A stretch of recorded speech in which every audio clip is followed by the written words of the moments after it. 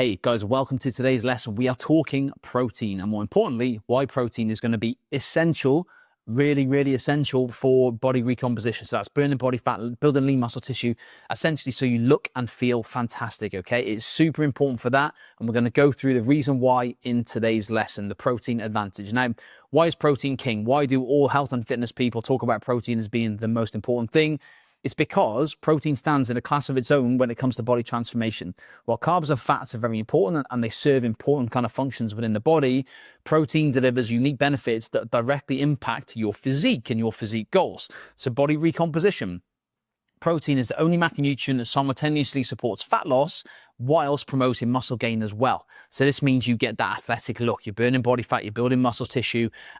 Even in a caloric deficit, you can build a bit of muscle tissue so you can get that kind of athletic physique that most people are looking for. Appetite control. Protein is amazing for suppressing hunger. So it activates satiety hormones, which reduces your hunger signals, and that helps you maintain consistent energy levels throughout the day. It helps you avoid unnecessary snacking in between meals, which again is only going to be beneficial. And then it boosts your metabolism. So you burn more calories digesting protein than you will digesting carbs or digesting fats, okay? So this is going to give you a metabolic advantage. Also, when you build lean muscle tissue, you burn more calories at rest, meaning your metabolism has been given a bit of a kick up the bum, which is great.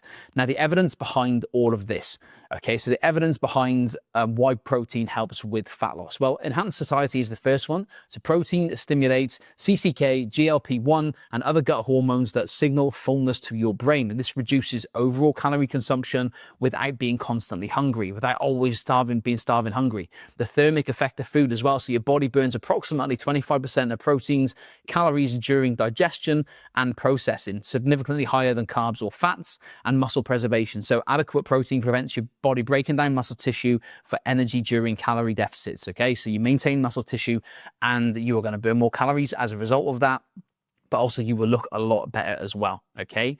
Now, protein and muscle growth, the science behind this. So protein provides the essential building blocks required for muscle development through a process called muscle protein synthesis. You may have heard of this before, also referred to as MPS. Now, when you train, you create micro damage to the muscle fibers, micro tears and micro damage to the muscle fibers. Protein provides the raw materials needed to repair and strengthen those fibers, okay? Now, amino acid supply is the first thing. So the 20 amino acids, particularly leucine, trigger anabolic signaling pathways that initiate muscle protein synthesis.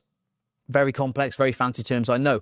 Complete protein sources containing all essential amino acids optimize this process. So essentially helps your body recover through amino acids. You have got recovery acceleration as well. So we've got strategic protein timing, reduces recovery time between training sessions. So you can train more often, you can train more vigorously, and train with more volume, which is going to help benefit you when it comes to body recomposition and performance enhancement. So proper protein intake supports neuromuscular adaptations, allowing progressive overload and increased strength. This is the primary stimulus for muscle growth. So even if you don't want to get bulky and massive and Arnold Schwarzenegger, you still need to focus on strength gains, because that is what's going to build some defined muscle tissue, okay? And if you want that defined toned look, that's what you need to be doing, focusing on strength gains.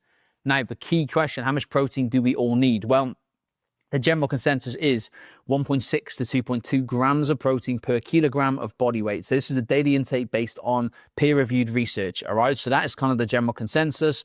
Meals and snacks, you want to spread protein throughout the course of the day to maximize muscle protein synthesis and improve the utilization of protein throughout the course of any given day. And you want around about 20 to 40 grams per meal. 30 grams would be pretty damn good. Optimal dose per feeding to trigger muscle protein synthesis for most individuals. Again, everyone is different, but these are kind of like a general rule of thumb. So for an example, a 70 kilogram person should consume around 112 to 154 grams of protein daily. Now, I know when I set some of you guys protein targets, you're like, oh, wow, that's a lot. Guys, it's not. If you're serious about changing your body, losing body fat, building muscle tissue, the people that get the best results are the ones that prioritize protein, they drop body fat, and they maintain that athletic look that we're looking for, okay? So that's the kind of the general consensus of how much protein we actually need. You might need to adjust it if you're in a significant calorie deficit or intense training phases to preserve lean muscle tissue, okay? So easy protein sources you can have from animal-based sources would be chicken breasts. You get around 31 grams of protein per 100 grams. Greek yogurt's great. Eggs are great. Whey protein, cottage cheese. You're getting around about 20 to 30 grams of protein with most of these per 100 or 200 grams. 12 grams of protein in 2 eggs is going to be a pretty sufficient amount as well, okay? If you're plant-based, you can look at things like tofu, tempeh, lentils, seitan, edamame beans. These kind of things are going to be great, give you a good source of protein, especially seitan and tempeh, really, really high in protein per 100 grams.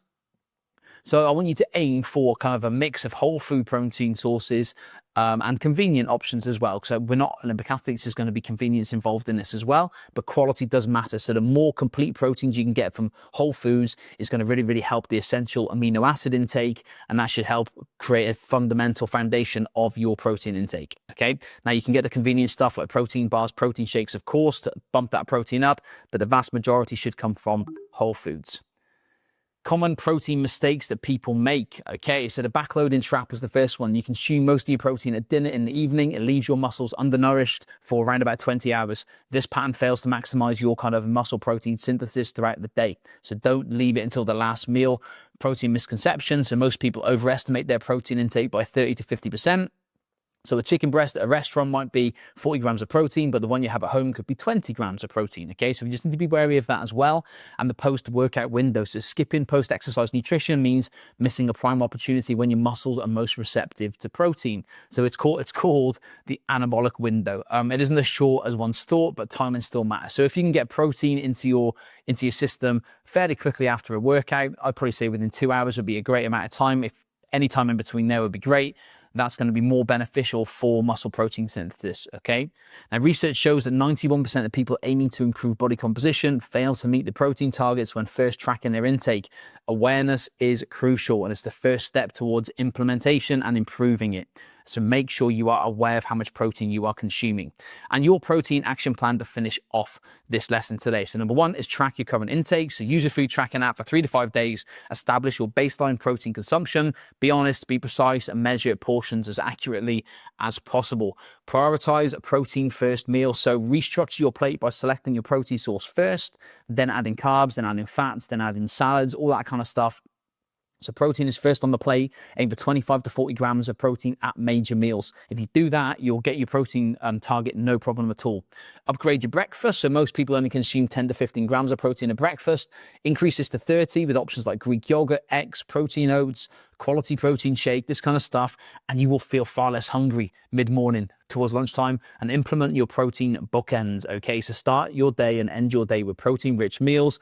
Maximize the snacks to maximize your 24-hour muscle protein synthesis throughout the course of the day and improve recovery overnight. But the bookends, breakfast, dinner, have high protein meals, okay? And remember, small consistent improvements compound over time, as with everything that we do, and adding just 20 grams more protein daily can make a significant difference in body composition over 8 to 12 weeks.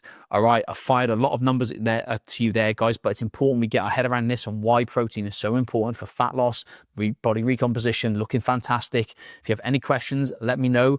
No, you won't get bulky. No, you won't turn into Schwarzenegger. It's just going to be amazing for your overall health and body recomposition goals, okay? Have a great day. Let me know if you need me. Speak to you later.